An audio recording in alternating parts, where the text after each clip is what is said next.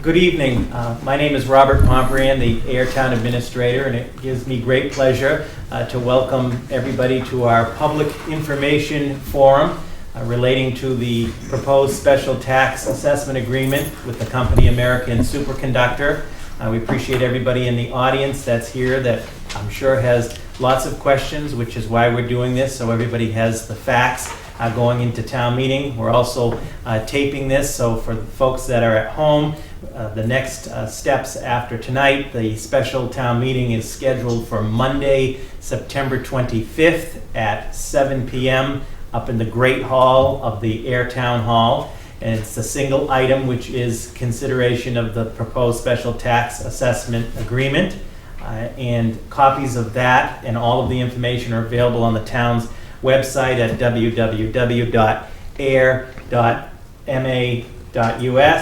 and also available here at Town Hall through the Selectman's office. For those of you in attendance tonight, where the materials are here, if you don't have them, they're available up front. So with that, I'll just do some quick introductions. As I mentioned, Robert, the Town Administrator, will be sort of facilitating tonight. We are honored and happy to have with us Mr. Dan McGahn, the Chief Executive Officer of American Superconductor. Mr. John Kasiba, the Chief Financial Officer of American Superconductor, Mr. Alan Minoyan, Director of Community and Economic Development for the Town of Air, Mr. Thomas Hogan, the town's Assessing Administrator, my assistant, Ms. Carly Antonellis, that have worked on this. So with that, we also have a presentation for tonight. We want to give you an overview and all of the information, and then most importantly, answer any questions that you may have. So a special tax assessment agreement, just for the benefit of the public, and many may know this, does require the approval by town meeting, by the voters. So the first steps in this process, back in the spring, town officials met with American Superconductor and 114 East Main LLC, as well as the State Office, Mass Office of Business Development. From the period of June through August, we negotiated the terms of the special tax agreement with American Superconductor. The Board of Selectmen had authorized myself, Mr. Hogan, Mr. Minoyan, Ms. Antonellis to negotiate the proposed agreement. And I say proposed because, as I mentioned earlier, ultimately has to be approved by town meeting. On September 5th, the Board of Selectmen approved the proposed agreement that's being put forth to town meeting. On September 13th, the FinCom had a great discussion and presentation on it that was actually last night, and that video will also be available on the town's website and Facebook page. And endorsed the proposal, and there were a lot of great questions there, so I encourage you to check out the FinCom meeting, and the Finance Committee will also be presenting at the special town meeting. On September 22nd, all special tax assessment agreements, in addition to being passed by town meeting, require approval by the state, specifically the Mass Office of Business Development. They meet quarterly. They will be holding a meeting on September 22nd of their review committee in Worcester for approval. And as I mentioned, the special town meeting is scheduled for September 25th at 7 p.m. here at the Airtown Hall in the Great Hall on the second floor. And for Air voters, tomorrow is the deadline to register for that special town meeting to vote. If you're not registered, the town clerk will be open from 8 a.m. actually to 8 p.m. tomorrow for the purposes of registering to vote. And as we'll talk in the presentation tonight, the plan is, if all goes as planned, that by March 31st of 2018, American Superconductor is looking to move to the town of Air. As I said to the Finance Committee and to the Board of Selectmen, and the gentlemen from American Superconductor are aware of this, our job is to present to you the terms of the agreement. We don't have a position either way. Ultimately, it will be determined by the voters at town meeting. So we want everybody to have all of the facts and all of the information. So with that, I'm going to turn it over to Mr. Alan Minoyan, Director of Community and Economic Development, that's going to give an overview of the site. And then from there, he will again introduce our friends from American Superconductor to tell us about their company. And then we will also take questions and so forth. So without further ado, go ahead, Alan. Thank you, Robert. And I guess Carly just got up, but I thought we were going to advance. Just hit that one next image of the building. Unless I missed it. Okay, thank you. So I just wanted to quickly start off, just so you all understand, orient yourself to the property that we are talking about. I know most folks in here do know this property, and it is the former Keynes property. There's just one perspective of it. If you want, you can just write, just so we kind of get a sense of it on the other side and the other side. Just so we all know the subject property that we are talking about. And this property, is quite important. It's actually a part of Ayer's cultural heritage at this point. I know I've eaten Keynes mayonnaise my whole life. I don't need anything else. Anyway, and maybe when this happens, a success, we'll all do shots of Keynes mayonnaise. How about that? Well, okay. Do the mustard. Okay, you do the mustard. We won't have to eat our product. Okay. All right. But this building was constructed in 1970-71. It was in fact important because it was the first modern major manufacturing industrial plant to be built in Ayer in the modern age, and it was in fact built, in 1970. And I bet if we do some a little additional research, we'll find out this company, I am quite sure, hired probably a very fine Boston architectural firm, because what it is architecturally is what is known as modern or international style architecture of this type. The other unique thing about it, it does sit on our rotary, the Carlton Circle, which is iconic unto itself. And I think when people really identify and think of Ayer, they often identify, that rotary. And this is a chance for the Rotary to have an extraordinary renaissance as maybe, a new innovation campus with this extraordinary new world-class firm. The one last comment I'll make on this property, which flips me out now that I'm 55 years old. In 3 more years, this building will actually be eligible for the National Register of Historic Places. It'll be 50 years old. And so for what that's worth, right? My God, how did we get so old? Okay, so it is, it's a property, it's important, and it's great, frankly, that it is going to be preserved and have hopefully a renaissance and be identified for the next generation as an iconic plant and location in our town. Thank you.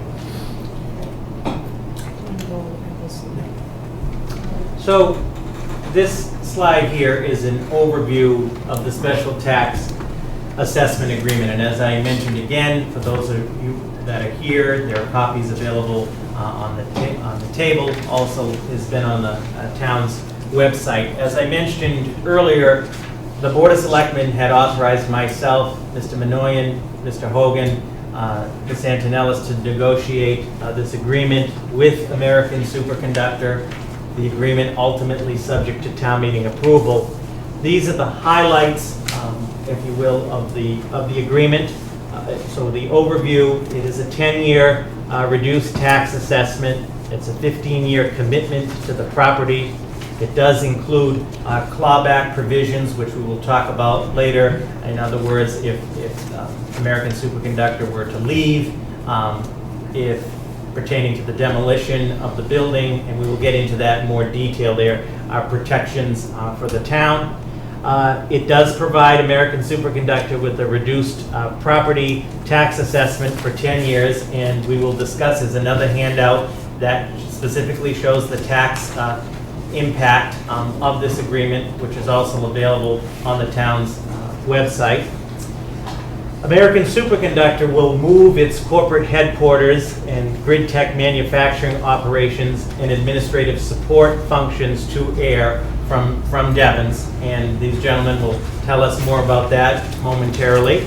And the property owner will make capital investments to the property, which we'll talk about. They will relocate 82 employees currently at the existing corporate facility here to air, and there are plans for American Superconductor to further expand. There is a provision in there to use local contractors and companies to support its business operations, landscapers, other trades and so forth, air first. And then partnership with the Air Office of Community and Economic Development to develop a high school innovation technology apprenticeship program, both with the Air Shirley Regional High School and with the Neshoba Valley Technical High School. Dan, on your slides.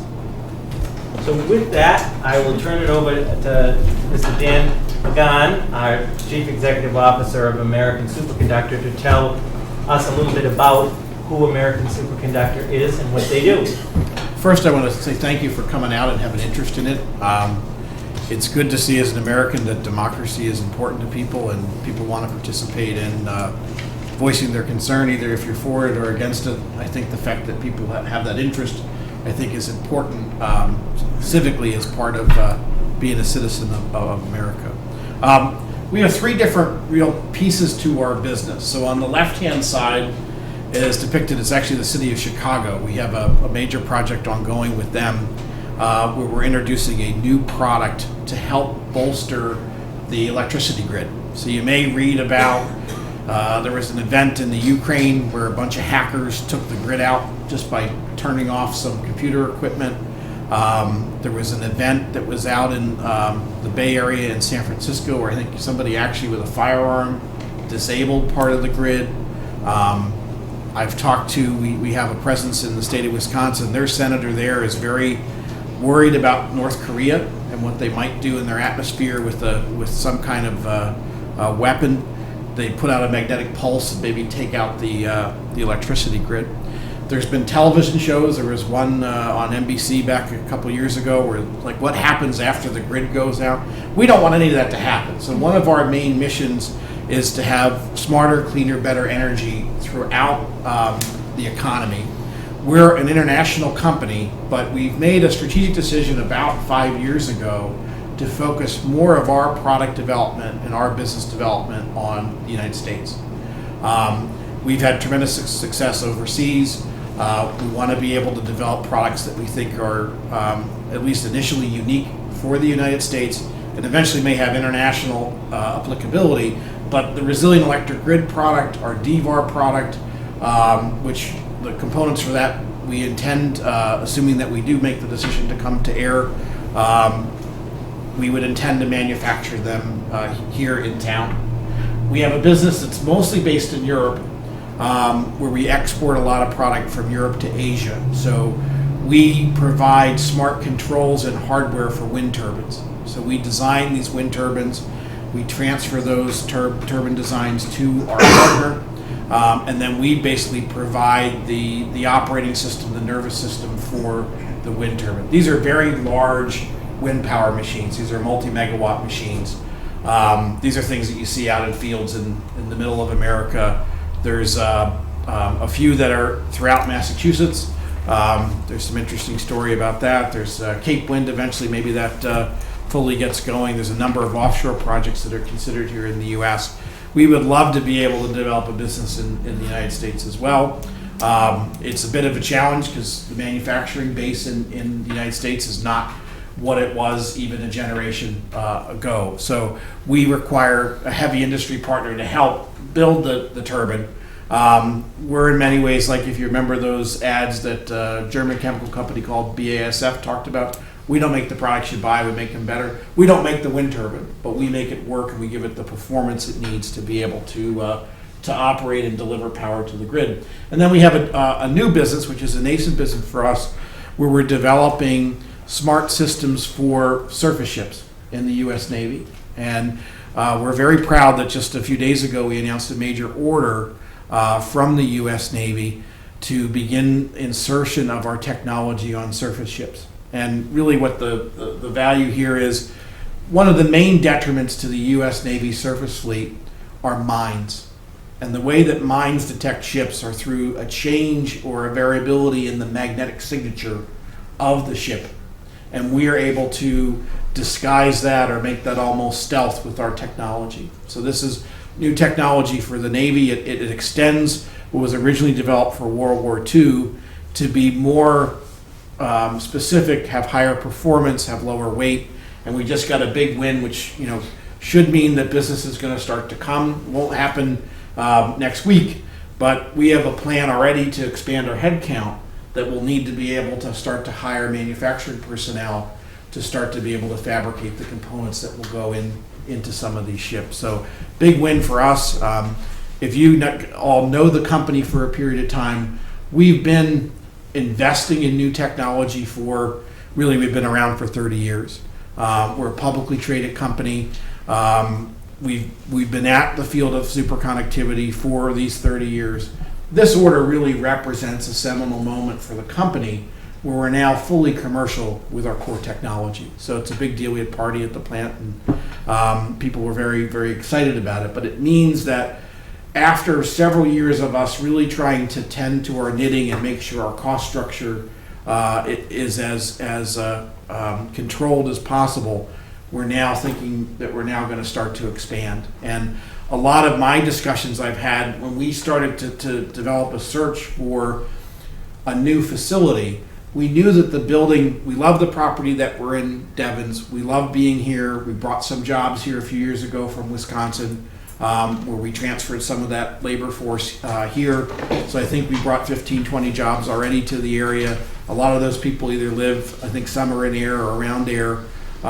We expanded that product as well, and that brought some more jobs as well. We're very focused on how can we have impact in a community wherever we are, because it really comes down to those jobs and the quality of jobs that we can deliver. We want a great experience for our employees, and part of that is where we are, where can they go eat, where can they have services, and we want to make sure that our people feel connected to the town, and that our company and our corporate identity will become connected to the town. That's where we want to try to head. I don't remember what's next, but so the vision is really powering the world with smarter, cleaner, better energy. Most of our revenues today, about 2/3 of our revenues, really come from directly from our wind business, which is overseas. We want to invest more in the U.S. and try to grow our grid tech part of the business, which we call it, which is really the grid of the Navy. So what we do on the wind side is we design the turbines, we support our partner, we want to get them successful. We've worked with names you may know in Korea, if you know the brand Hyundai. So they make cars, they make a lot of industrial equipment. They also make ships and cargo ships and even Carnival Cruise type ships. They make them there. Another company you may know called Doosan. So they make diggers. They're basically the Korean version of Caterpillar. There's been a big effort in Korea to bolster their grid, to develop wind technology domestically, and we're there trying to support them. We have a major partner in India. It's a couple $2 billion company. They've gone from wind as an idea a few years ago to building nearly $1 billion business in India making wind turbines, where every time they make a wind turbine, they buy our control software and hardware. So we have a fleet of turbines that are out there today. I think in total, the total installed fleet is on the order of about 12 gigawatts. So if you want to think of this in terms of a nuclear plant or a large coal plant, it's the equivalent of 12 of those globally. We are a big part of wind, and that's been the wind that's been at our back for the past few years. If you go to the next one. So the business we're really trying to invest in, particularly in the U.S., and it's really what the manufacturing center in Devens represents today, besides the corporate headquarters, is we make smart controls and smart systems for the grid. So we try to connect large-scale renewables to the grid, wind, solar. We bolster power quality at large manufacturers that consume electricity. So if their tooling switches causes disruptions on the grid that are rapid, we're able to mitigate that. And then we're bringing in new offerings that we're trying to support more penetration of residential solar with our products, and also electric vehicles. So these are areas that we're looking to try to invest our resources in. And again, the jobs that we're looking to build are going to be high-tech jobs, advanced manufacturing type jobs are the kinds of people that we have on staff and that we would extend the staff as the business starts to grow. And then the Navy. So where we are today is in protection systems. We're going to move to be able to develop, and we have development contracts with the Navy for power distribution within a ship. And eventually we have our eyes on propulsion and powering weapon systems. So the Navy of next decade is going to be more about how they deal with sending a magnetic pulse, or they're trying to deny communication somewhere, or they're trying to use something called a railgun, which they fire ammunition basically by spinning up some magnets and throwing it out there, as opposed to having the ammunition combust and fly on its own. It's where the Navy wants to go, but the challenge is they need very advanced technology to get there. Superconductors is a strategic technology for the U.S. Navy, and it's something that is, as I said, it's just beginning to start the ramp. But we see a ramp, when we talked about the term of this, 15 years for us goes by a blink of an eye. I mean, we're here as a company 30 years. We've been in Devens for more than half of that. So we'd like to move to some place that, A, wants us, that we feel we can make an impact, but also a place that we know that we can be and want to be there for an extended period of time. We have no desire to move and move and move. We want to be able to, find a home and be able to stay there. What's next step? Okay, and then the people. So we try to focus a lot on culture, and it's one of the things as a multinational company that we have to do, because we employ engineers all over the world. Our service staff has global reach. Our sales staff has global reach. But we want to make sure that the culture we have is about collaboration, not just within, but with our partners. A lot of it at the end of the day is making sure that we say what we're going to do and do what we say, that we're ultimately accountable. We try to hire the best and brightest people that we can. When we looked at the potential move out of Devens, we've done a national search. So I've went to a lot of states. I've met with a lot of governors. I've met with a lot of economic development people. We've gotten proposals and packages, honestly, that are much more significant than even Massachusetts could do. But we felt that we worked hand in glove with AIR in a way, in a spirit of cooperation and good faith and goodwill, that could we find a way where we could stay close to where we belong, which is here in Massachusetts. So a lot of that gets to the kind of listening and learning part. We were trying to understand where it might make sense for us to expand our footprint here. And then our whole culture needs to be driven by innovation. So one of the things that we want this facility really to represent is to be the hub of corporate innovation for the company overall. Did you put the video in there? Yep, we can read that. So we have like a 2-minute film that we did that kind of goes through the whole company. I'm sorry if it's a little bit of an advertisement. It's not, but it kind of gives you a feel of the breadth of what we do. Energy is always open. Can you turn it up some? No? I'll be quiet. It makes our lives easier. Can you hear? No. We all know they're internet. It even saves them. Yeah. It keeps us. I think that's as loud as it is.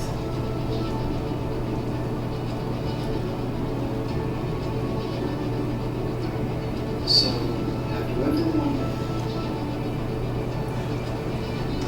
who knows?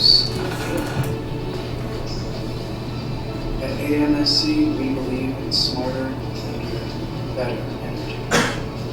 From supplying superconductors that transport more power in less space, to advanced power electronic systems that maintain quality of delivery.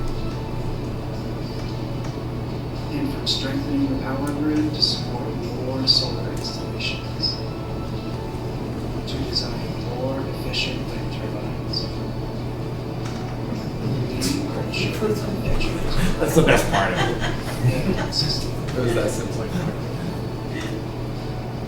At AMSC, we don't generate the energy.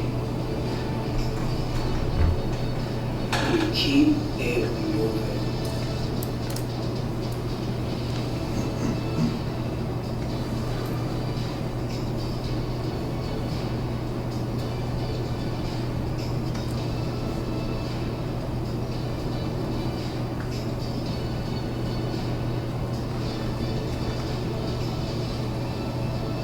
truth is that life never stops.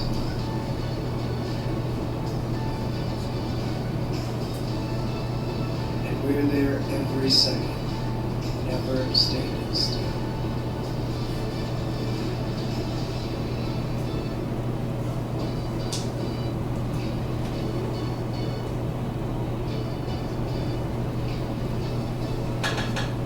Never stop moving.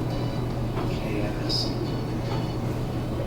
So I don't know if you're able to hear any of that at all, but it's really the idea of moving the economy, moving the world through electricity. So everything, we don't make the electricity, but we move it, get it to market, and make it work for customers at the end of the day using our proprietary technology.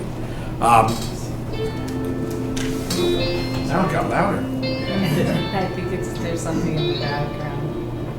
It's probably YouTube going to the next Yeah, video, exactly. which sounds lovely.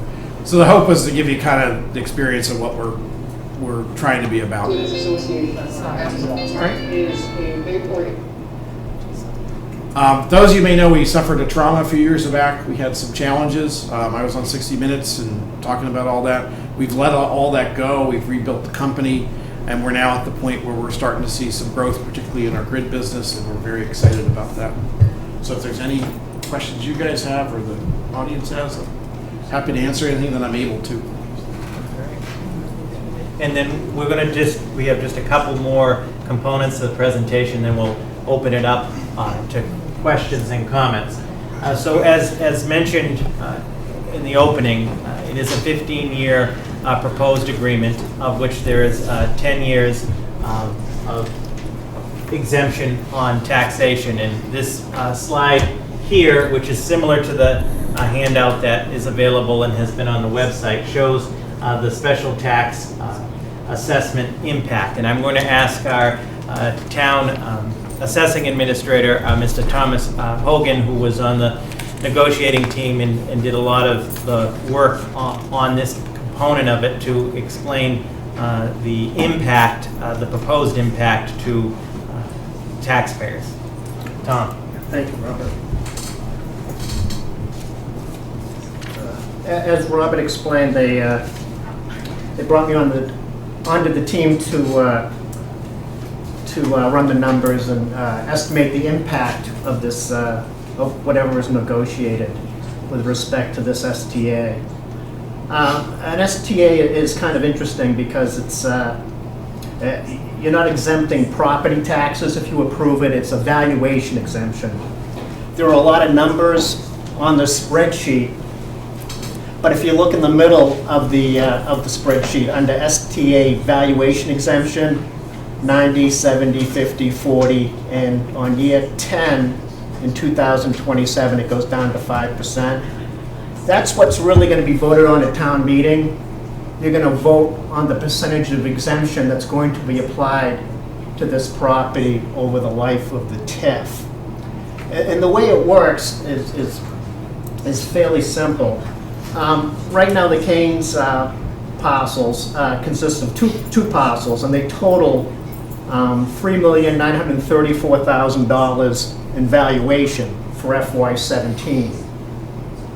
And one last thing, when I do these projections, I'm doing them on the previous tax year's numbers, last year's tax levy, last year's tax rates, last year's valuation, because we don't know 2018 tax rates yet. We don't know 2018 valuation.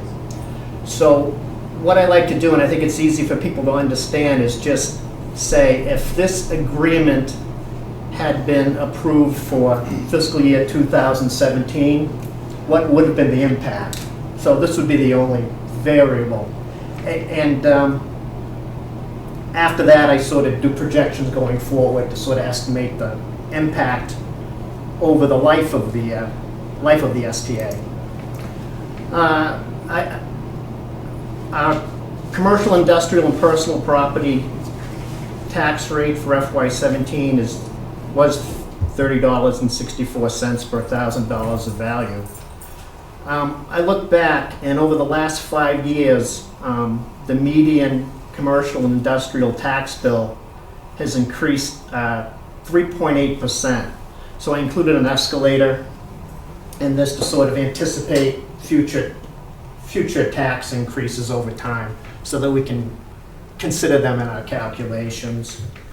And the term of the TIF obviously is, the STA is 10 years, even though it's a 15-year agreement. The valuation exemptions only apply for 10 years.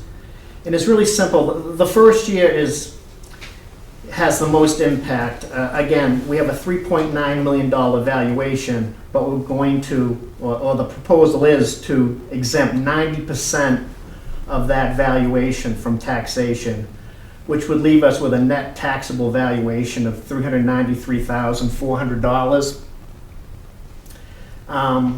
which, if you go to the last column in line 1, would mean that $112,591 would be exempted the first year. Now with the way property tax administration works, that $112,591 does not come off the tax levy. It's built into the budget. And what happens is that doesn't come off the levy, but $3.54 million comes off of the tax base. So the remaining taxpayers share in that $112,591. So there is an impact to other taxpayers in town should this STA be approved. I ran these numbers over 10 years, and most of the impact is in the early years, and later on, especially year 10 is only 5% exemption. But I estimated that over the life of this STA, $489,000 to $336, that's the bottom of the last column of that, would be exempted from taxation. So that would be exempted almost $500,000 in property taxes, which is about 33% of what they would otherwise pay if there was no STA. And the people in this room and the voters at home have to decide whether granting this type of exemption to a firm like this and the ancillary benefits that come with bringing a firm like this to where is worth the short-term tax impact to all the other taxpayers. That's sort of what people at town meeting, that's sort of the decision they need to make. If we didn't tax the average residential commercial impact. Yeah, I've got it right here. Okay. This is an easier spreadsheet to understand. The first box is actual 2017 tax data. Our residential tax rate's $14.39. Our CIP's $30.64. At December's tax classification hearing, the selectmen adopted a residential factor that produced those rates, and the impact on the average single-family home was a $194 increase, and the increase on the median commercial industrial valuation was $301. So that's actual data. That happened. The second box underneath that, I've highlighted in red $3,540,600. That's the first year valuation exemption for this property should the STA be approved, which is a reduction of $108,484 in property taxes. And when you subtract that from the tax base and you don't change the levy, the rates will increase to compensate for that loss of levy dollars. And I recalculated the tax rates based upon that valuation loss, and I came up with a $14.49 residential rate, a $30.74 CIP rate. They both went up 10 cents. The average single-family tax bill, instead of being a $194 increase, would have been $223, which is an additional $29 over and above what it was. And same math with the commercial industrial. If this STA were in effect for the prior tax year, the median commercial industrial bill increase would have been $327. It actually was 301, so it would be an additional $26 on the median commercial industrial bill. So that's sort of how it That works. next to the last line is what it is currently, and then that's the adder, you're saying. Excuse me? So the potential impact of the STA, that's the adder that you're asking people to understand. Yeah, it's sort of right? the increment. You're not asking people for 3.5 million or, No. What I'm saying is if this STA were approved for the prior tax year, the average single-family homeowner would have seen an additional $29 increase. in tax Annually? bill for that year. And Does that make sense? I think it like that, right? Year one, that's the case, but every year subsequent to that, the increase would be less. correct. Right. He has a table that shows, if you go to the next slide, you got a Yeah. table that shows it. It goes from 29 down to $3 Right. over the 10-year period. annually. Yeah, the STA is front-loaded. Most of the benefit is in the first few years, which makes sense, and then over time, it's less of an impact. But if you extrapolate out 10 years, the total impact, the average residential factor, if this STA were adopted, is estimated to be about $122 Over 10 years. over life. 10 years. So it's $29 the first year, then it ramps down to $3 at the end. And commercial industrial, median commercial industrial bill would be $89 over the same time frame. So again, that's all things being equal. What happens in property tax administration is valuations are constantly changing. We have new growth coming online. If it's residential, it changes the formula in one way. If it's predominantly commercial, industrial, or personal, will change in another way. But all we know is what happened in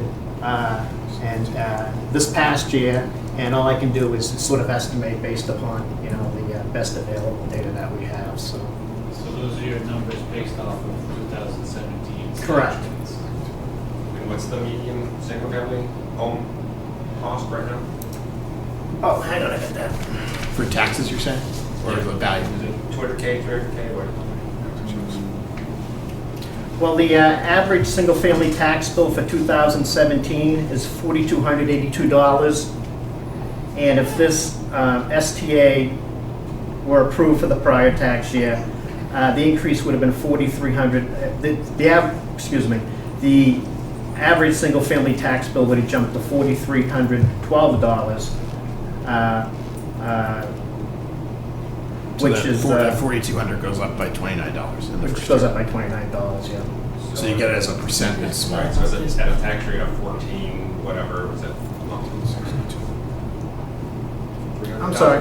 So that's $300,000 is the median home value, is that what you're saying? Well, the average single family is about 300,000, 297.6. Okay, all right, thank you.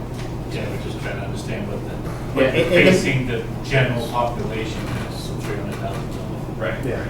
So if you're Yeah. higher than the median, the impact's going to be higher. If you're lower, higher than the average, it's going to be more of an impact. Less is going to be less of an impact. So So you basically took an average of those and this past year's tax rate to come up with that $20 Yeah. For residential. What is it on the commercial side? What's the average commercial business? well, I use a median for commercial because unlike single-family homes, it's not it is homogeneous.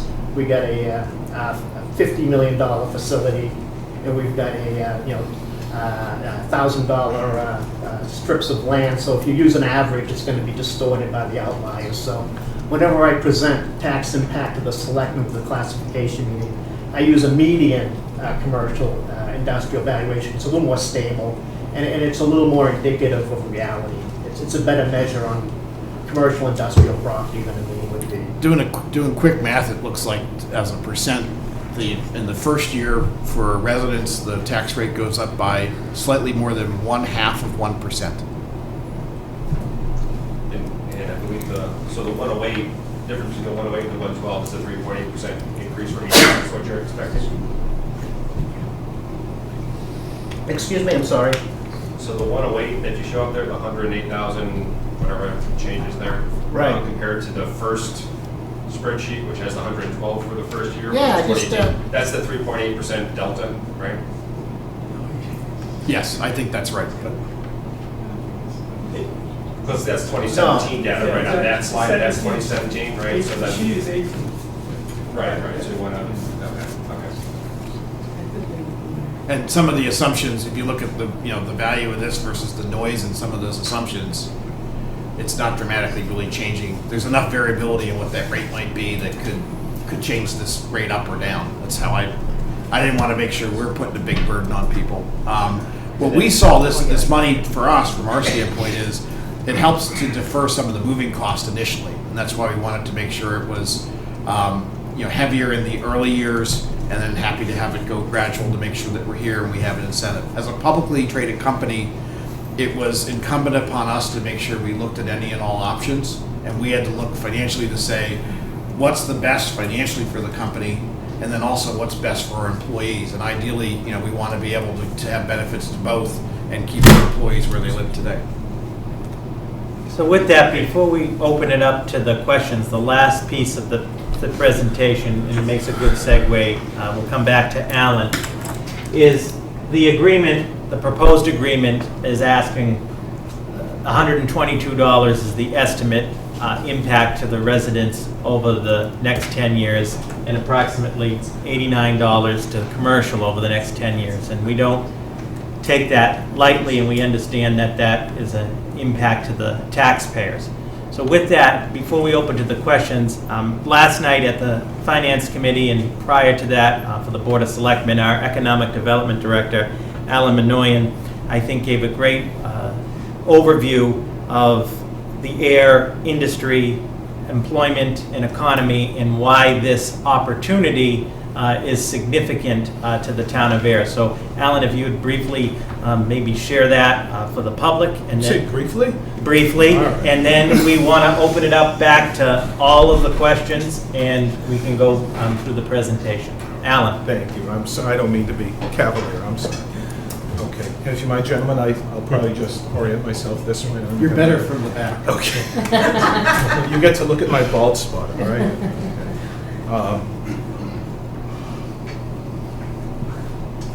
Air is a very unique and distinctive town, of course.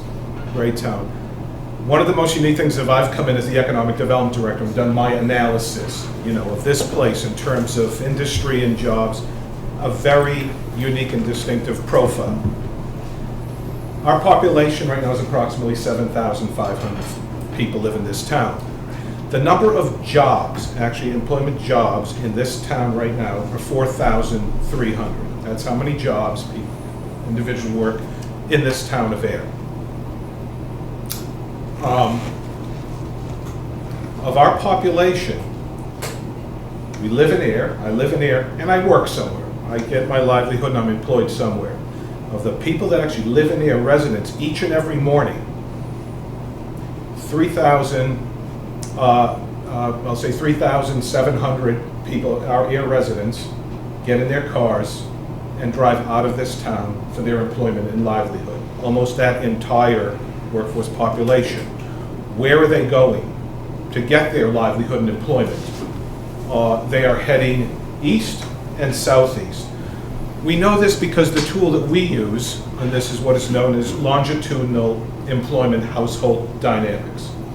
This is US Census, and it's a great tool put out by the Department of Labor.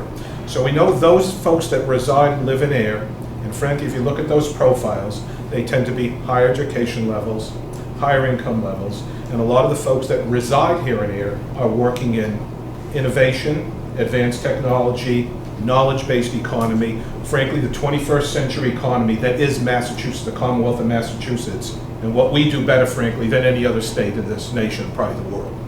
We're an innovation and knowledge-based economy here in Massachusetts. On that very same morning, each day, so our best, almost our entire workforce get in their cars and they're heading this way, out of our town. Why? The employment opportunities that there are, for the most part, really not here. On that same morning, 3,700, almost the same number of people that do not reside in Air, live elsewhere, get in their cars in the morning, and they drive here to Air for their livelihood. Where are those people coming from? They are coming exclusively from the west and from the north, meaning they're coming from Fitchburg, Leominster, Gardner, that area here, and they're coming up from the Merrimack Valley, Lowell, Lawrence, etc., here. When you look at the statistics, the breakout of our industries in this town, one thing stands out that I don't know of any other town and city, and I've been doing this for 28 years in Massachusetts and New England. Our employment sector in air, 36% of our employment here is manufacturing. I know of no other town city that even comes close to that number. And the folks that are coming here to work all day, frankly, and this is, we have great, by the way, firms here and there. But our heritage, frankly, and a lot of our background, what we did, we do processing, production, manufacturing, a lot of food and beverage, frankly, and this has been a very deep part of our economic culture and heritage, and working in warehouses, distribution, movement, this type of stuff. What is of concern there is these are the jobs and types of employment that are increasingly becoming automated. And that's what's happening with a lot of our large firms here and there. Here's an opportunity, therefore, our work and our job, and for our rising generation, next generation, so this town can be sustainable and can grow, and to really find its, frankly, prestige and position in the Commonwealth, we need to expand our 21st century innovation-based, technology-based, and knowledge-based economy. Here an opportunity has presented itself. As I've said a few nights ago, folks like me in this work, we love having the glory of saying, well, I went out and worked and I attracted this company in and this is our glory. They came because of, that happens sometimes in careers, what we do. Often it happens that we were fortunate. Certain circumstances came together out there. The Canes plant did close, and it's been closed now for a couple of years. Bought out, lost, left. We have a gentleman by the name of Steve Goodman, an extremely successful and very well-known developer.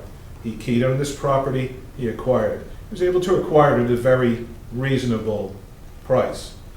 That's good and bad.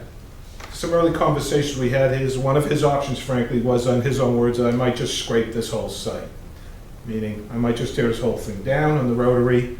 Our industrial and light industrial zone land in this town now is very precious. Our whole land area in this town is only 9.8 square miles. That's it.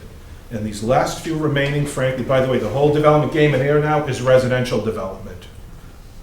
And we have a lot of folks now coming to our zoning board saying, we want a variance, we want to change this out of industrial, and if we do this and continue this course, the only jobs that are going to be here are very low-paid service jobs and these other types of things. So here we have an opportunity to partner with an extraordinary innovation firm. And part of the agreement we went through in negotiations are all based on, and what we discussed last night, this one powerful word, permanence. We want to make sure if we do this, and we invest, frankly, and that's what you as taxpayers are doing, you're saying we're going to invest in the success and future growth of this company because we know it's going to be our success and growth in our town as well. If you go through this agreement, you'll see everything in it really leads to, we very much want you to be a part of our community, but if we take the risk and invest, your hard-earned money, we want to make sure we're together for a long time and you stay and you grow here. And the other part of that is, and I think it's really commendable, we came up with the concept of starting an innovation technology apprenticeship program with our high school and within the Neshoba Tech. We want to grow and cultivate and nurture our next generation of innovation firms, and we want our young men and women in air, who are now just boys and girls in school, to go on and to see, well, I know my town of Air, and we have a lot of kind of, rough and ready plants and stuff, but we want them to say, I went and I had an experience, was exposed to this amazing world-class innovation firm.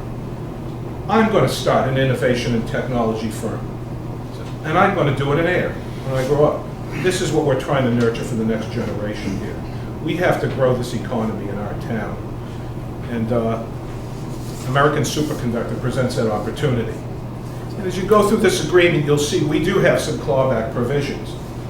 If they, you're going to do this agreement and it's a 10-year incentive, and I think we have it here if they decide maybe, and some companies, by the way, do this. They'll come into a community, you'll get the benefit of incentive, they'll exhaust that time, and they'll say, thank you, we're going now to our next. We don't believe this is what's going to happen here at all. So we have worked in this agreement if you do, which we don't think they will, but anything can happen in this world, of course. If you do decide to leave, I think we have to year 11, the end of year 11, 12, 50% of that incentive is paid back and reimbursed back to this town. We have then next year, if you decide to maybe the end of year 12 pull out, you have to pay back 25%. So we've sort of locked in to make sure. And it all gets to, we want this to be a long-term development relationship.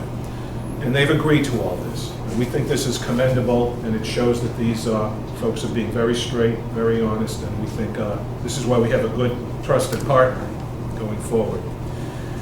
And you'll see we made sure in this agreement, they work with, they have contractor needs or things, that they're going to make every reasonable effort to hire local companies, always, whatever is to be done, whether it's landscaping, whether it's all of it, electrical, plumbing, because we want that multiplier effect.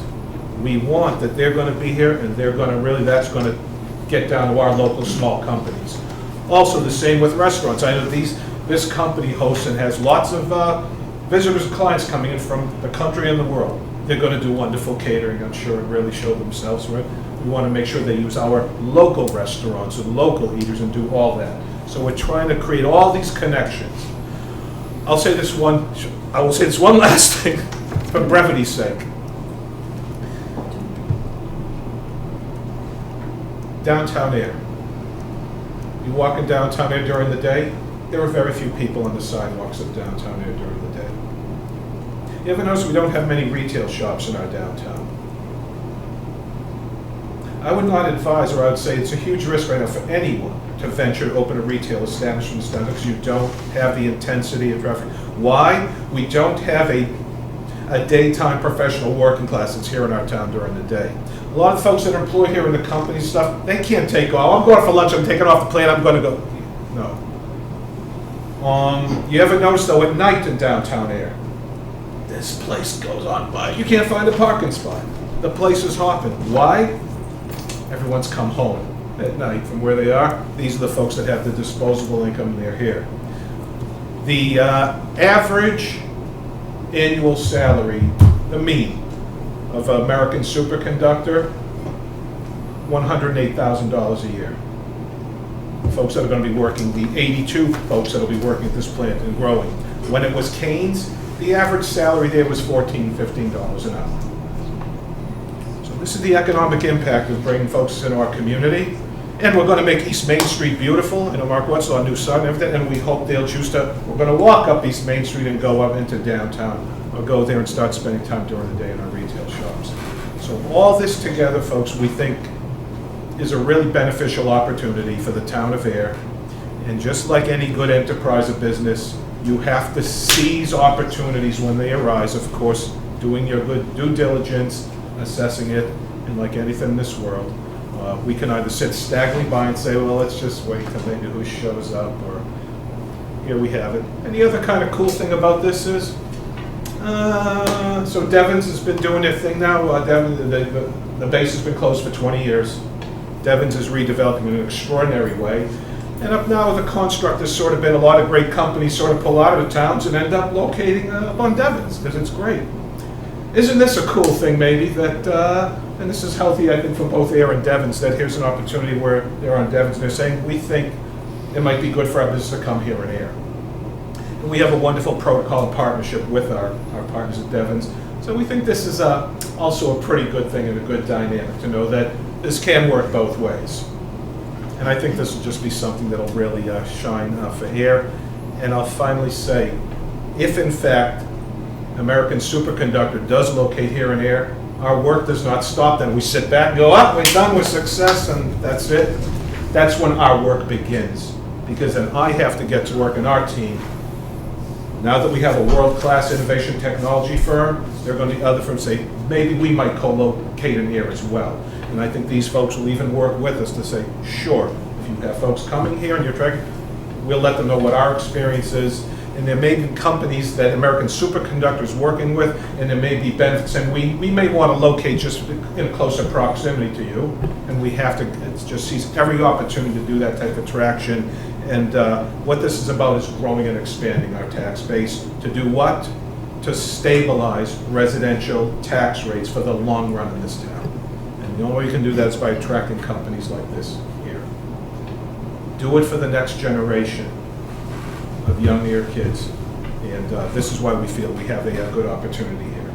Thank you. Thank you, Alan. So at this point, obviously, we want to hear all of your questions, comments, and so we're going to open it up to the audience for any questions or clarifications.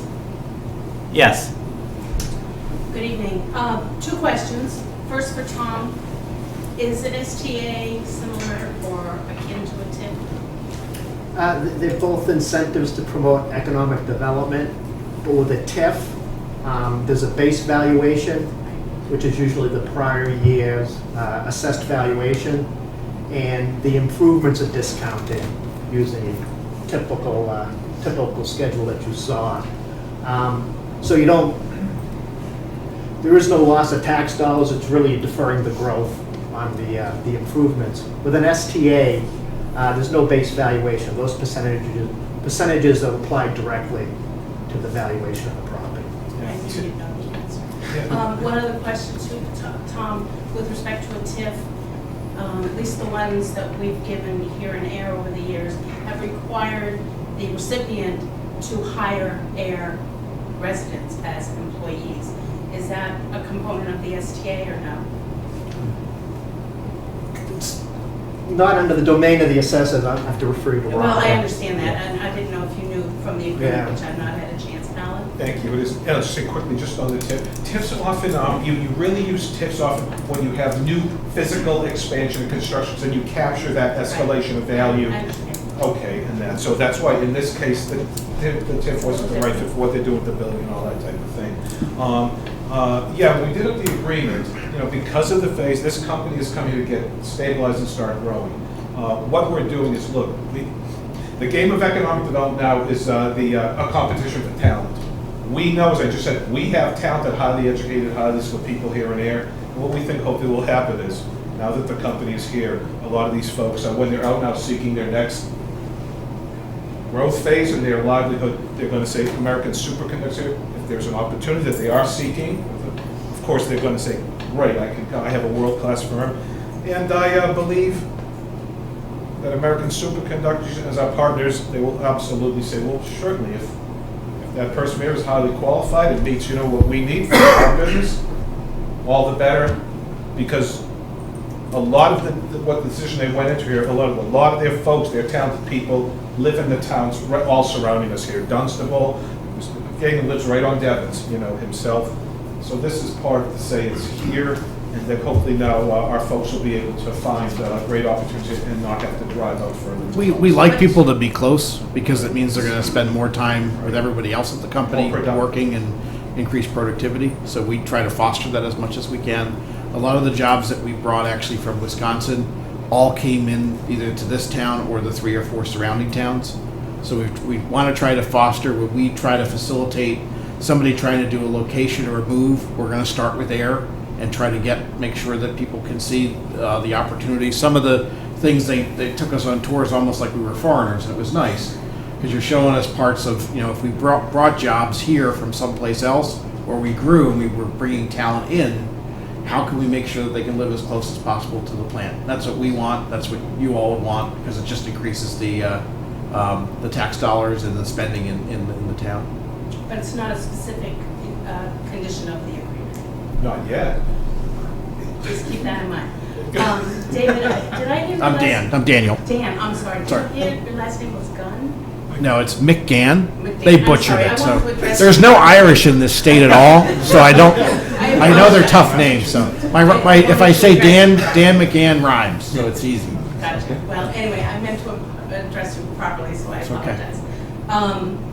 A question posed to me this morning, and I don't know the answer, so I thought I would come here and ask you specifically. It's nothing to do with the agreement or the financing of the agreement. Does American Superconductor operate 24 hours a day? Yes. Which I thought was the case from everything I've read about you at Devon's. And that is a concern for those of us who live in the general vicinity. Canes, while there are very few residences nearby, there is an apartment building, Yep. as you know. And what I didn't realize until I was talking with a resident on Central Ave, you can actually see the back of Canes from his driveway. From the other And- side of the tracks. Exactly, and Central Ave is a residential area. So the question is, what is going to be the noise level for those of us who live in the general vicinity? I'm less than a mile from you. Sure. And let me tell you, we hear train engines 24 hours a day. That's how I know I'm home, when I hear the train at 2 in the morning. Anyone who's here, there was one running the other day, all day long, down here in Depot Square. If you drive by the building in Devon's, you can't tell if it's operating or not. There is no noise signature coming from the plant. Everything we do is light industrial. We do a lot of the development of the wire. Most of the operations are ovens, so it's baking. There's no noise that comes from that at all. Not like Evergreen Solar. No, not at all. We're very different than that. There's no effluent when we trying to deal with chemicals and chemical handling. A lot of the grid products that we showed on the slide, it's all light mechanical assembly. So there's really no effluent that's going to come out. There's no noise. But if people in that neighborhood have problems, come over and talk to us and say, we see this as a challenge, or we see, we want to be a good steward in the town. We want to support the people however we can, because we want to be here and we want to live here too. So it's not we're all coming from Boston and we're working out here because the rent's really cheap or whatever. We want to be part of this town and help make that success and expand that success. And I will share as a personal note, my son-in-law is in the Navy. He's a career Navy. So I appreciate your support of the Navy. But this is a military town. Yeah. And I certainly would support a company that supports our military. So We're going to try to do more with the Air Force and the Army if we can in the future, but I'm happy if you stick with the Navy. we like to do as much as we can in the U.S. if we can. Thank you very much. Thank you. Appreciate the great question. Just one comment on the 3 shifts. Our primary shift is a first shift operation. So if you look at our parking lot, it's Full during the day, not so much. three quarters of our employees are first shift, 15% second shift, and we use third shift as a fill when necessary. Many times we will not even have a third shift if not necessary. With all due respect, I would suggest you incorporate that in your presentation to town meeting. Sure, we'll do that. I I wanted to give you the direct, honest answer, just with a yes, no. You asked it for 24. Yeah, we are. So I want to admit that and own that. Fair enough. So- I like to, if anyone who knows me knows I'm fairly direct. But that's good feedback. We appreciate it. And we'll go to Janet, and then I'll get Mr. Cadigan. Okay, Janet Barbagas. Tom, I got a question for you. The Kane closing, how much taxes have we lost? 0. Oh, really? So they still pay taxes even though they closed the plant? Right, yeah, the building still exists. But the value goes down, doesn't it? The longer you don't have a tenant in there, the more the value will go down over time. We apply market vacancy, market expense, and market rents to it, just, the idea being, it sells, they get a new tenant in there, and,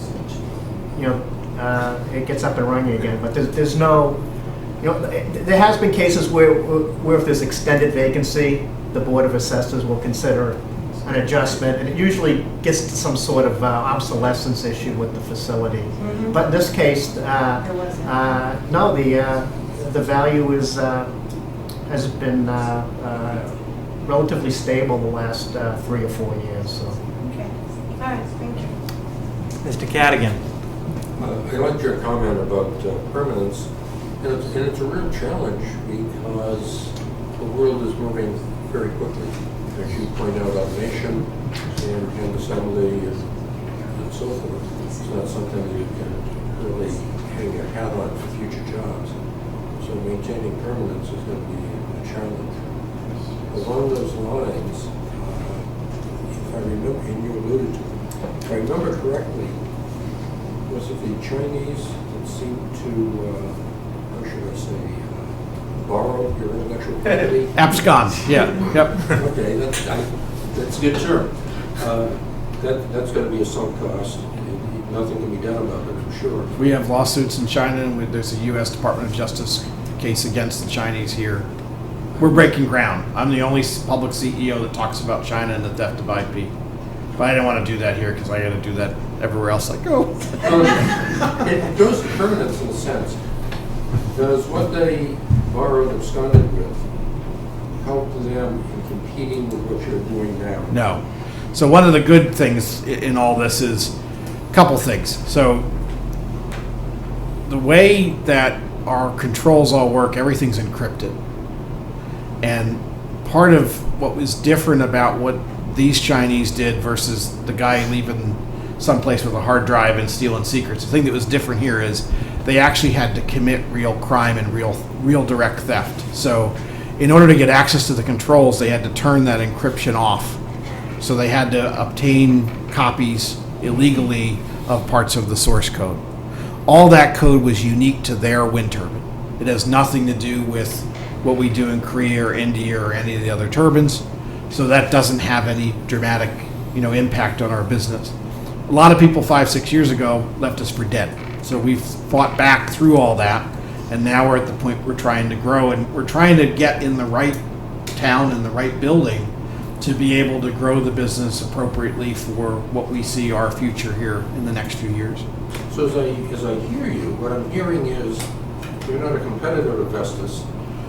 We enable competitors to Vestas. Yeah. And you're not designing turbines and such, blades, generators, gearboxes, inverters. The inverter we do, and that's the main part of our hardware that we deliver. What we do is we work with others in the supply chain for gearboxes, for blades, for towers. A lot of the drive in developing countries like China or even South Korea or India, they want to have as much local content as they can and capture those jobs. So, we looked at one of the multiplying factors, and this isn't a promise for air because we're talking about our grid business, which is really focused on boxes, smart materials for the grid and for the Navy. But when we looked at the multiplying factor, one of our jobs, this was in China, resulted in 10 jobs in our customer and 100 jobs in the supply chain.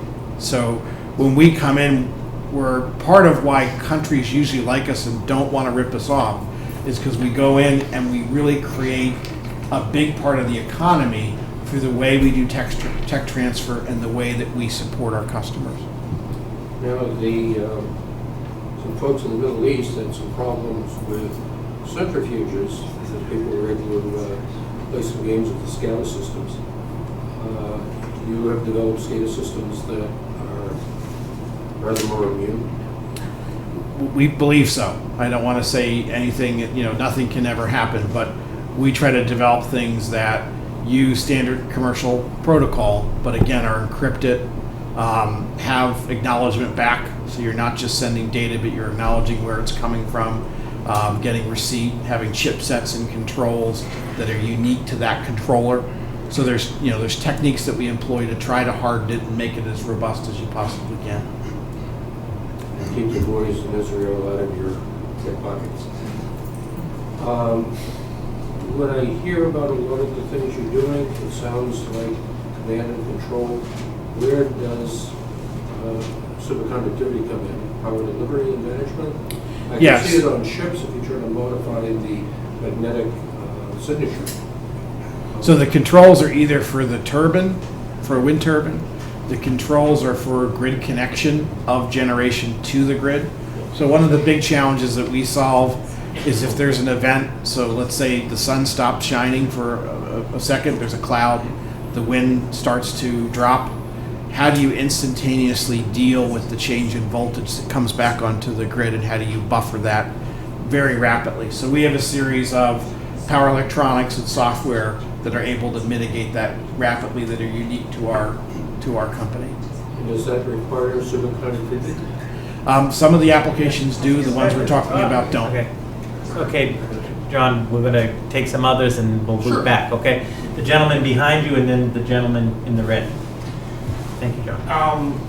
As you guys move into the facility, do you have big plans for much expansion to it, or are you just occupying the existing facility and moving your infrastructure into it, and then moving forward, do you have plans for expansion? Yeah, the first step is to decide, do we want to come to air, make this first decision.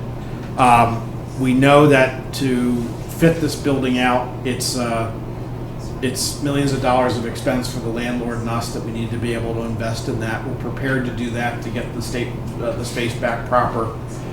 We'll have to expand things with our test capabilities and things like that. There'll be some expansion, but it's not to the detriment of the neighbors or the neighborhood. So we want to be very conscious of that. The main physical structure, we're assuming that stays as is, and we will upgrade and build within that footprint.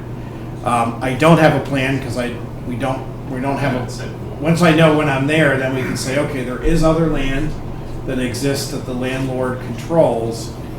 If we wanted to expand, where would we go? We're building in some expansion for the jobs because we know that that's the knowledge labor that we're going to need in the next 24 months to ramp some of that up. If there is a need for more production, we certainly would want to stay in that footprint or expand, incrementally that footprint if we're able to.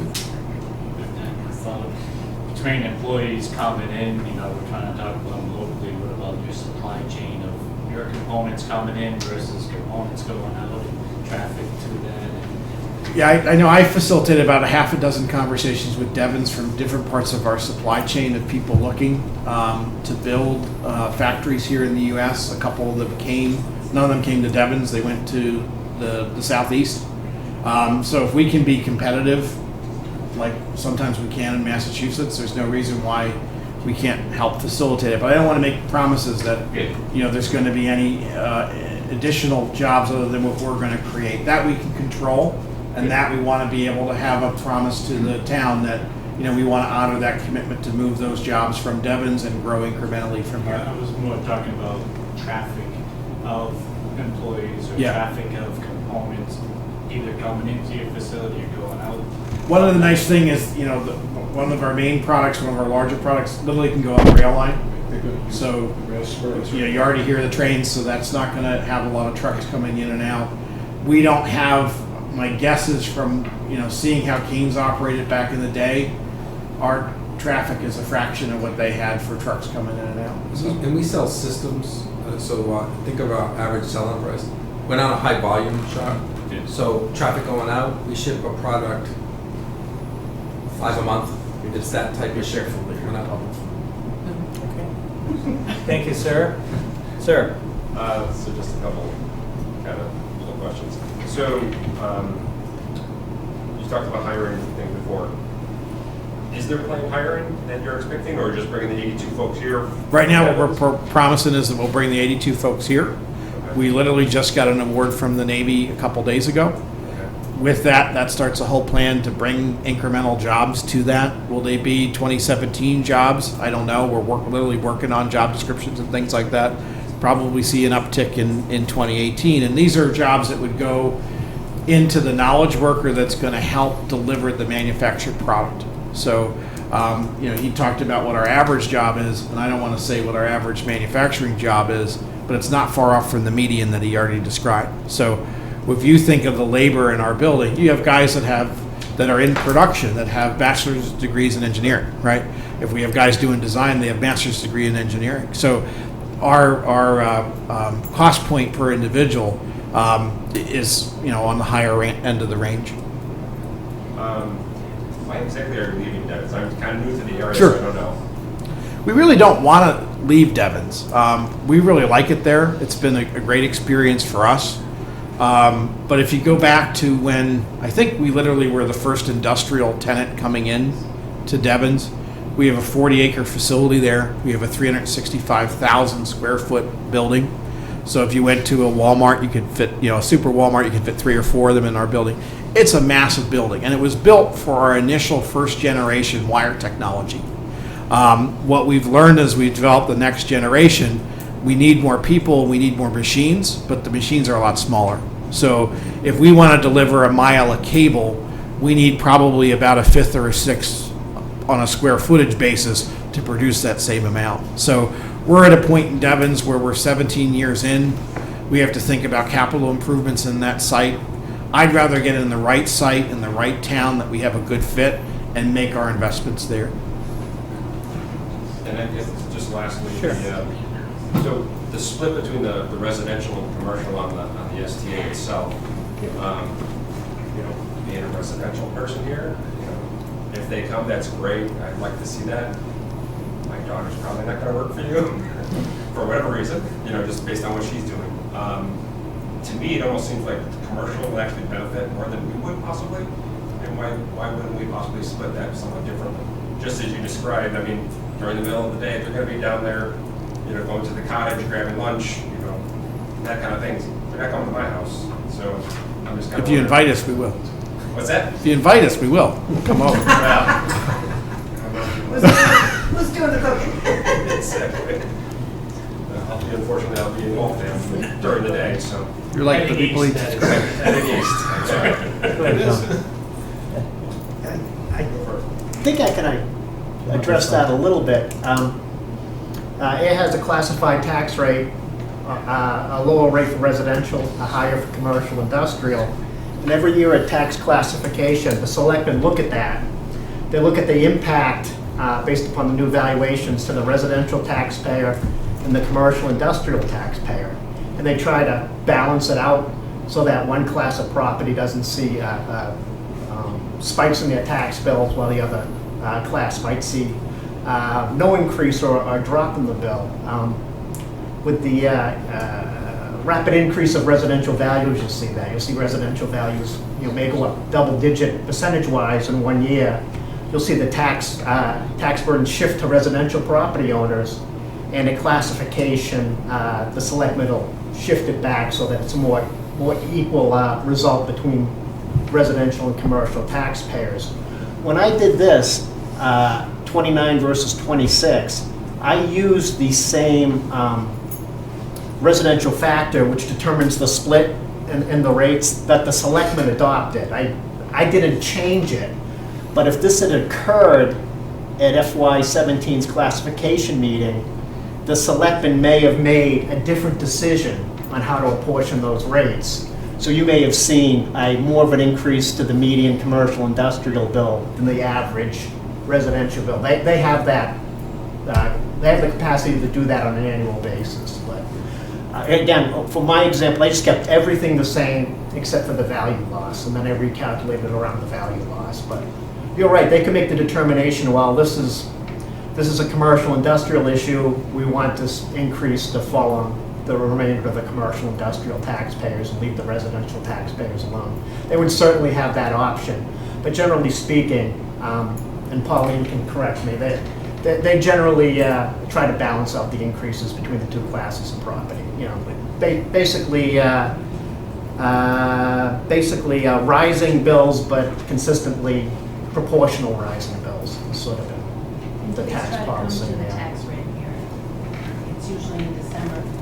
You'll find all the commercial or businesses, I don't want to just say the heavy industrial, here, and 2 or 3 residents. It's complicated, but I think you can. Okay, thank you.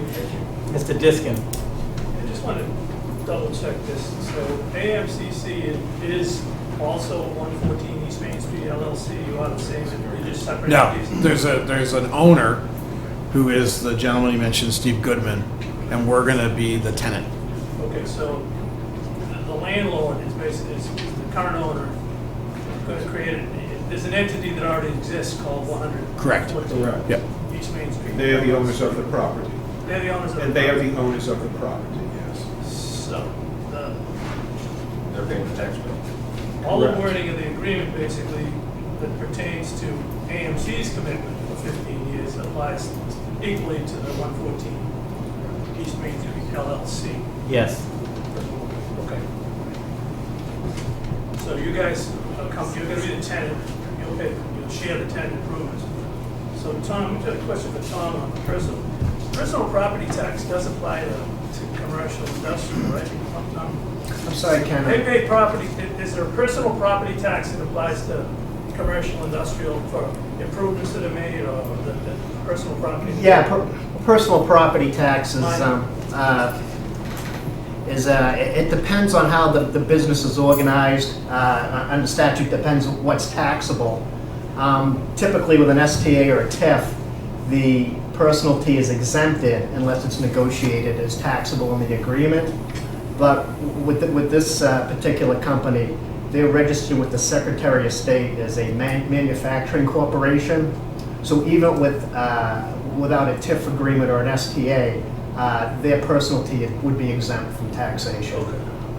But we will get permit fees for the construction. There's a slight benefit to the town for the permit fees and cost of construction. Yes. Kylie's nodding yes, so I agree with that. The only other question I had was concerning the market valuation. If you placed the escalator at 3.8%, each year for the tax rate, but you didn't change the market valuation of the property or the building, the improvement, for 10 years, would that make any kind of a difference in the numbers? Much of a difference? No. Well, yeah, I mean, that's the problem, is trying to anticipate what the value of something will be, 5, 6, 7 years down the road.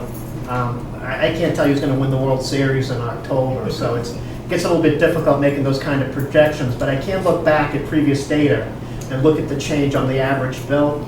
So I'm more comfortable applying that to the rate, that increment to the rate every year, than fooling around with value projections, which would just be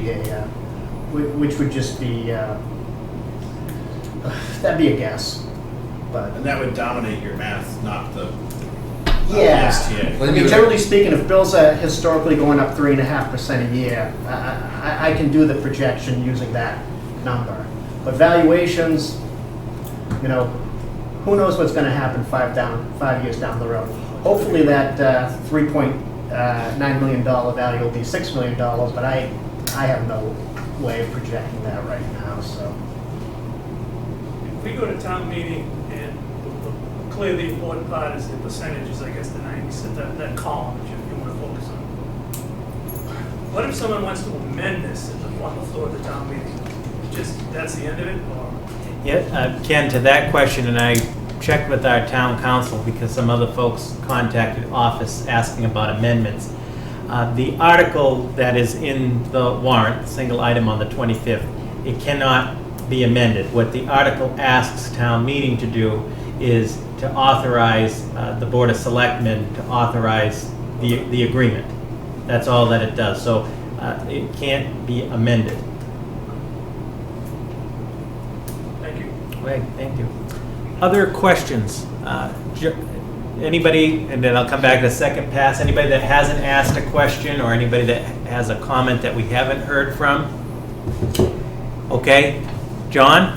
I'll try to be a little bit more brief. It sounds like there's no state funding coming in on this. No, there is not. There is no state funding, but as I mentioned in the introduction, all special tax agreements have to be certified by the Mass Office of Business Development, which this is on the agenda for them on September 22nd. And did I understand from what you said, you're coming here to kind of downsize a little bit? You have a lot more It's people? really the footprint, it's not the people. So we have a building that's just too big for the operation there because it was designed for a different technology that needed more space. So as you grow, which I hope you do, it looks like you get some neat products, pursue wind power, power management in general, the Navy, what have you, you're going to get 80-some odd people, small operation. If that's all successful, how do you grow on site, or do you outsource? When we looked at the footprint, I think we came up with an estimate we could triple the head count in air and not have to relocate based upon people. I can't guess with, because really what sets the footprint is the manufacturing process. So if we're doing smaller objects, they can fit in pretty easily. One of our newer products that's to support electric vehicles and residential PV is actually physically quite small, the part that's made, so it doesn't take up a lot of square footage. If we do more products like that, you could see, production expand pretty You could dramatically say as in a well. third shift as well to expand. Yeah, to finish the question, we're not always on a third shift, so we have the ability to get more throughput and output in the footprint as we have it designed right now. That's good. That's good. And I applaud the effort that's gone into this. FinCom is on board. That makes me feel a lot more comfortable that you're creating apprenticeships with the schools. It makes me feel comfortable that it's advancing technology that has a lot of promise. There's a lot of positive stuff in this. And I know we're not amending the agreement, but if other people have ideas for us to be a good corporate citizen in air, I'm open. I want to try to find a way that, we're identified with air and air is identified with us, and if we can be more in the community with youth programs of any kind, or if people have different ideas, I'm open to them, because that's the kind of culture we want to be able to breed for our employees and for their families. Yeah, that's kind of a win-win. Yeah, absolutely. And that's the most constructive, collaborative environment you can have. With regard to air preference and hiring, having been in business, I would not expect that to be absolute. You've got to respond to competitive bids, and you've got to respond to getting the best people. So while you can give a 10% bonus perhaps to air residency, it certainly in a business sense cannot be an absolute. Fair to say? Sure. Observation? Yeah. Any other questions before we conclude in terms of next steps? Any final? Yes, sir. Just quickly, I guess. Yeah. Leveraging off the personal property tax, what about excise tax? Do you guys have company vehicles of any sort? Will they be housed here such that you see excise tax increases? Yeah, no. Wish I could have said All right. You should get some. Great. Well, the gentleman will be here after the presentation briefly too if there's any final questions, but that'll conclude the formal question and answer period. So moving forward in terms of next steps, again, tonight all of the materials are available up front. Please get them, and if you'd kindly sign in, we would appreciate that. Also, if you go to the town's website, www.air.ma.us, right on the front page is a link that has all of the information pertaining to it has the proposed special tax assessment agreement is there. It has the tax impact slide from tonight. It has the actual warrant for the 25th. It will have this presentation that you saw by tomorrow morning on there as well. Additionally, on the town's website and on the town's Facebook page, for those that want even more information, you'd want to check out the September 5th Board of Selectmen's meeting where John first came to the Board of Selectmen. There was a presentation and discussion there and some good questions. You'll want to check out the Finance Committee meeting video of September 13th, which we'll be getting up. That was last night, where there was a good hour and a half discussion there. For those of you who don't use Facebook or the web, all of these hard copy materials are available at the Board of Selectmen's office. To please come pick them up. They will also be in tomorrow's Neshoba Valley Voice. That for those that get the print paper, there is a release largely just with the facts and announcing the town meeting will be in print as well. The special town meeting, as I mentioned in the beginning, is Monday, September 25th at 7 p.m. It will be here in the Great Hall on the second floor here at the Air Town Hall. It is a single item, which is this special tax agreement. At that meeting, American Superconductor will be there. We will have a presentation. They'll make a presentation, and again, the moderator will open it to the floor for questions and discussion by the Air Town meeting. The last day to register for that special town meeting is actually tomorrow, Friday, September 15th. The town clerk will be open from 8 a.m. to 8 p.m. tomorrow to accommodate that. So for residents, if you have neighbors or so forth that need to register or aren't registered, tomorrow is the opportunity. In conclusion, I want to thank Dan and John and the American Superconductor team over these last months and for coming tonight for this opportunity. A special thanks to Alan, Tom, and Carly from the town, And a special thanks to you for coming out. Excellent questions. Spread the word. If there are other specific questions, that's what we're here for. Alan's office, Tom's office on the tax assessment end, my office. Please don't hesitate to contact us. So with that, and also this tonight will also be on the web and Facebook, this presentation as well. So with that, I want to thank everybody and wish everybody a good night.